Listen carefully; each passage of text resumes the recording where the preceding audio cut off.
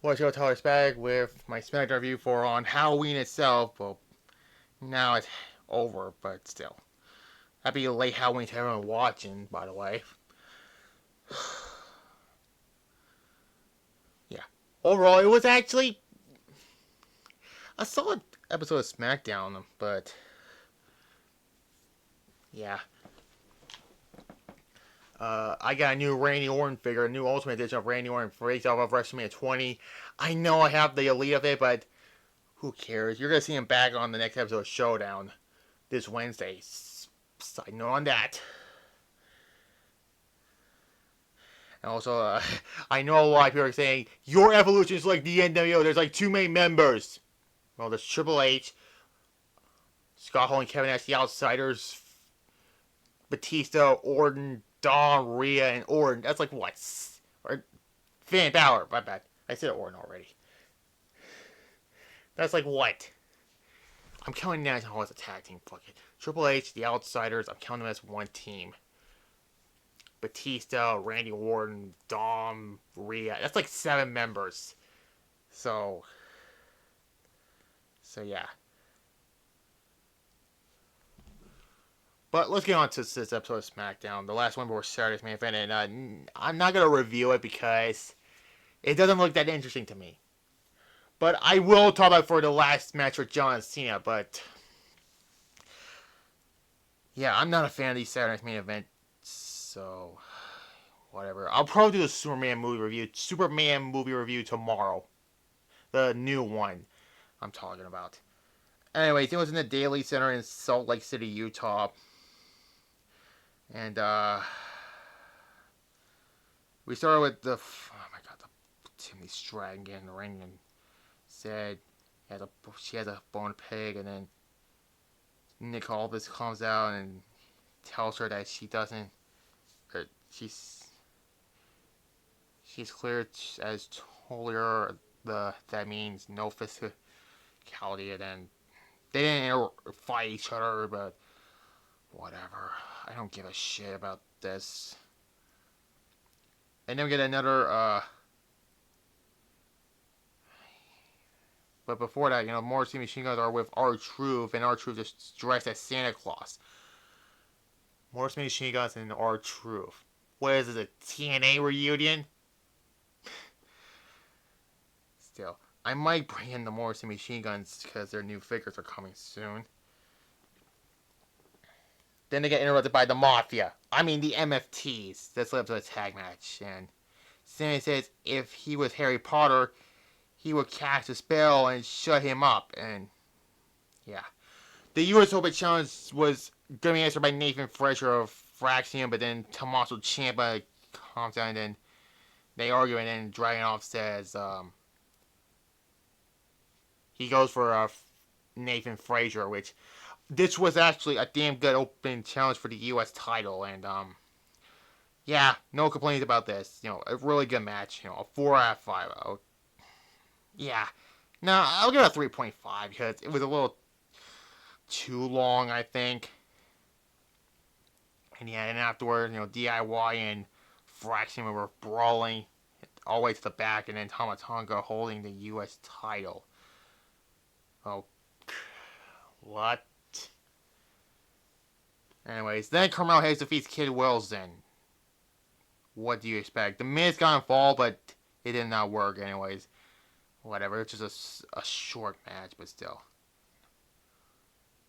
Anyways, then Charlotte and Alexa get interviewed. The best thing about SmackDown, they were congratulating on defending the titles on Raw. Bliss says if the Kabuki Warriors have a problem, they know where to find them. And then Charlotte says she normally doesn't let people in, but she let Bliss in.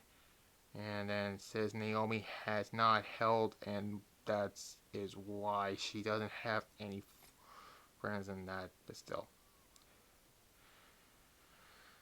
Sami Zayn is in backstage with a neg all and Zayn says he knows he is not clear, but he wants to be out there for the Morrissey Machine Guns. And then Cody comes in, and there's that.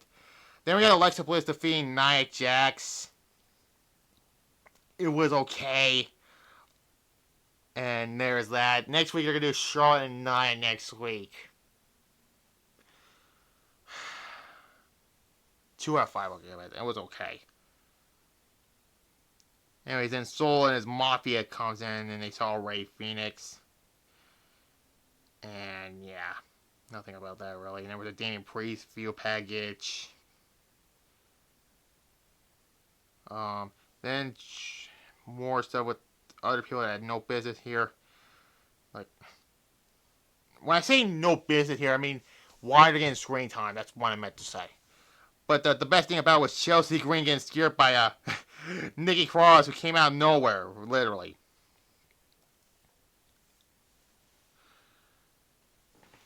But still, then JC Mateo, Dollar Store around Tama Tonga defeats the Morrissey Machine Guns. 2.5 I'll give it. And then Nakamura and Ray Phoenix comes out, and then they get beat up by Tama Tonga, Dollar Store, Great Khali. Actually, no. Great Khali had a world title run than him, but still.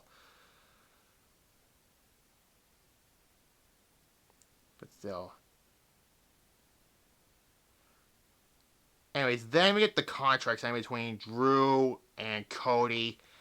Cody says, so like when you talk about it, he says Happy Halloween, which, okay, that was kind of weird. Then Drew comes out. I'm surprised he didn't come out with his bored at work shirt. That shirt is fucking hilarious, by the way. But, Drew says to get one, and then he stands up. Cody tells him to sit down. Cody says he hears what Drew is saying, and then Drew says that Cody says he is 110% fine with that, and then saying it if Cody gets disqualified or count out, he will lose the title.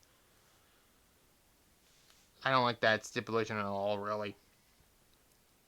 And then they brawl, and then McIntyre claymores Cody, and then puts him through the table, and holds up the title twice, and that's how SmackDown ended. Honestly, it was a good promo, and that's literally all I have to say about SmackDown. Still, not bad. It was...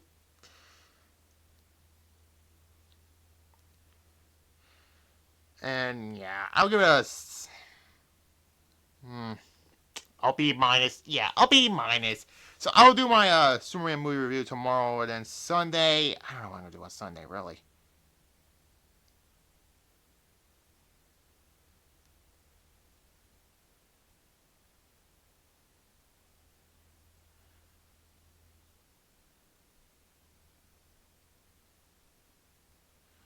So, that's tomorrow, and then Sunday... I don't know what I'm going to do on Sunday, really.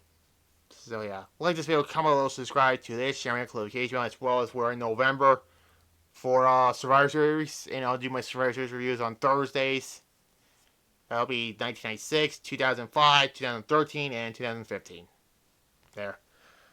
And, yeah. Bye-bye.